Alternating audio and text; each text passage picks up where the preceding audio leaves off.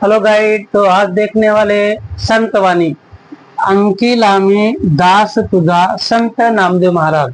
तो संत नामदेव महाराज लिखित ये संतवाणी है, बोर्ड एग्जाम के लिए बहुत इंपॉर्टेंट है और इसलिए आज उसका एक्सप्लेनेशन पूरा हिंदी में देखने जा रहे हैं।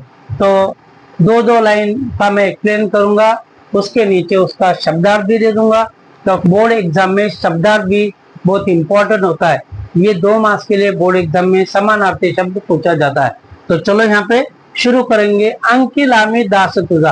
अंकिला म्हणजे शरण आलेला, दास म्हणजे भक्त आणि संत नामदेव महाराज या ठिकाणी असे म्हणतात। संत नामदेव महाराज यहाँ पे ऐसा बताते कि हे विठल माऊली, विठल माऊली को अपनी माँ समझते और खुद एक छोटा बच्चा समझते। जिस तरह माँ अपने बच्चे की परवरिश करते उसी तरह यहाँ पे संत नामदेव महाराज को भी लगता है तो ये विठल माऊली ने भी अपनी परवरिश करनी चाहिए।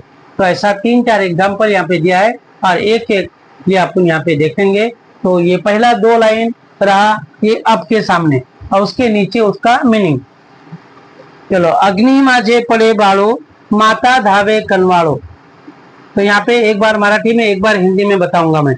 अग्नि माझे पडे बाळो माता धावे कनवाळो।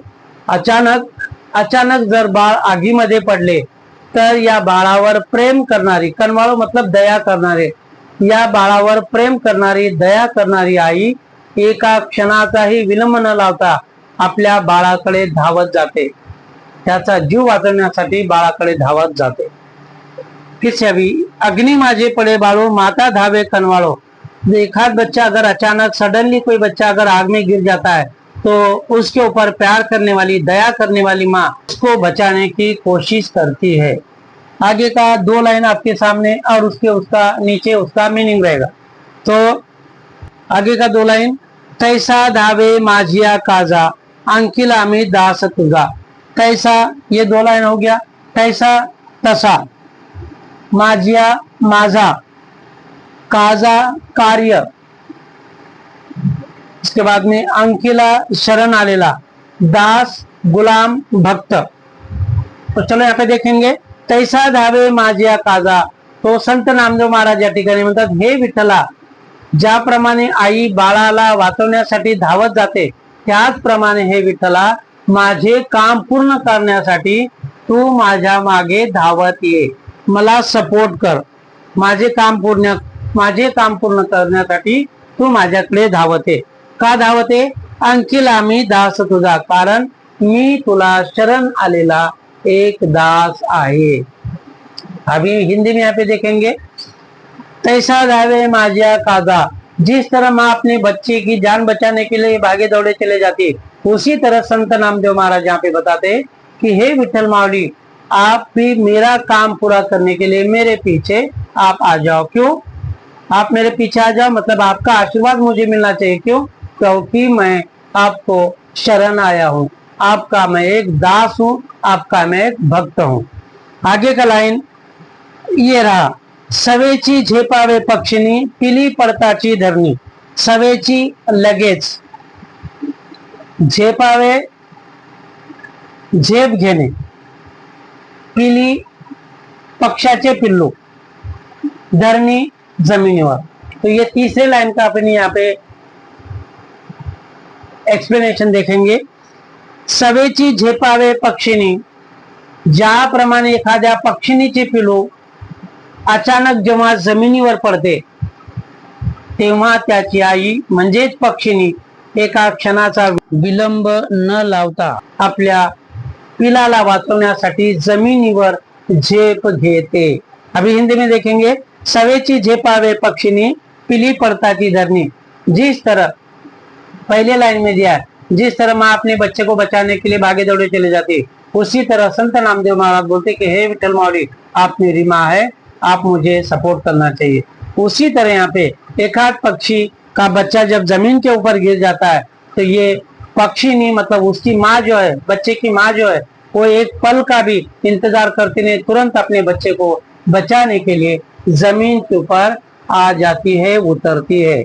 आगे का चौथा 2 लाइन, भूकेले वत्सरावे धेनु उम्रत धावे। वत्सरावे वासरू, धेनू गाय, हुंबरत जाणे आवाज करत जाणे। तो अब यहाँ पे देखेंगे भुकेले, जेव्हा एखाद्या वासराला भूक लागते, वासरू जेव्हा भुकेले असते तेव्हा या वासराला दूध पाजण्यासाठी त्याची आई म्हणजे गाय ही हुमरत हुमरत आपल्या पिलाकडे जाते आणि त्याला दूध पाजते। अभी हिंदी में देखेंगे भूखेले वत्स चरावे, धेनु हुमरत जावे।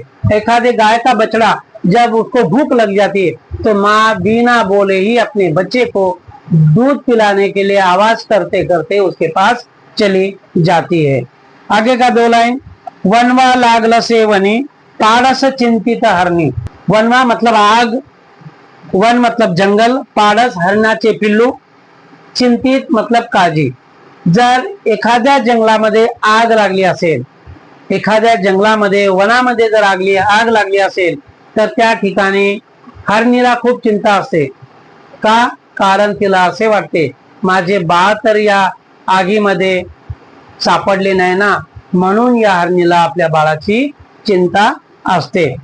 अगर जंगल में कभी कभी जब आग लग जाती है तो हिरण को बहुत बड़ा टेंशन हो जाता है।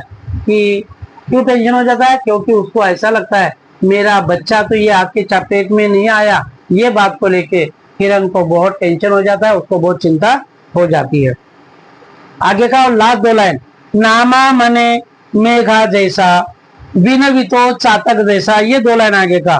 तो नामा म्हणजे नामदेव महाराज, मेघा मेघ मतलब ढग बादल, विनवितो विनंती करतो, चातक एक इमेजिन करने वाला पक्षी, काल्पनिक पक्षी। तो आगे का 2 लाइन यहाँ पे देखेंगे। संत नामदेव महाराज या ठिकाणी म्हणतात, हे विठ्ठला तू पाण्याने भरलेला ढग आहे आणि अशा या पाण्याने भरलेल्या ढगातून माझ्यावर मायेचा वर्षाव कर।